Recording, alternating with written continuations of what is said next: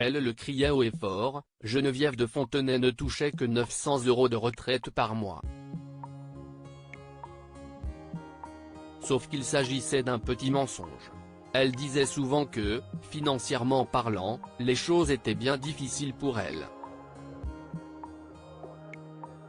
Geneviève de Fontenay, décédée le 1er août 2023 à l'âge de 90 ans, avait même apporté ses fiches de retraite sur le plateau de l'émission chez Jordan Deluxe, sur C8, pour prouver avait du mal à terminer les mois. Puisqu'elle ne touchait que 900 € et quelques mensuels malgré la carrière qu'on lui connaît, notamment du côté du concours Miss France. Mais son fils, Xavier de Fontenay, vient de totalement contredire ces chiffres. De passage, à son tour, chez Jordan Deluxe le mercredi 17 janvier 2023, avec ses deux filles Adèle et Agathe, Xavier de Fontenay a expliqué que sa mère encaissait en réalité 2600 € par mois grâce à une retraite complémentaire et un régime complémentaire d'assurance.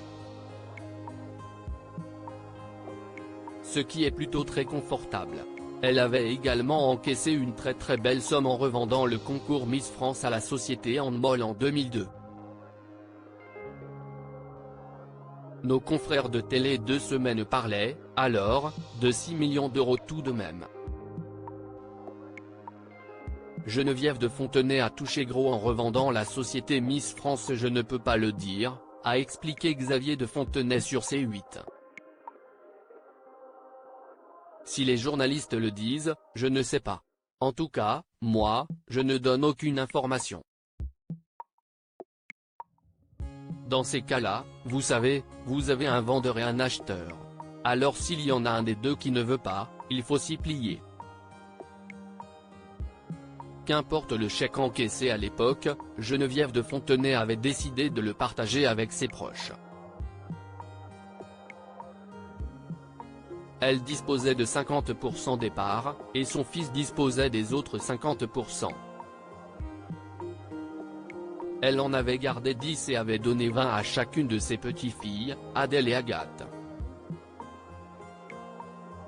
Si est tout à son honneur, rappelle Xavier de Fontenay.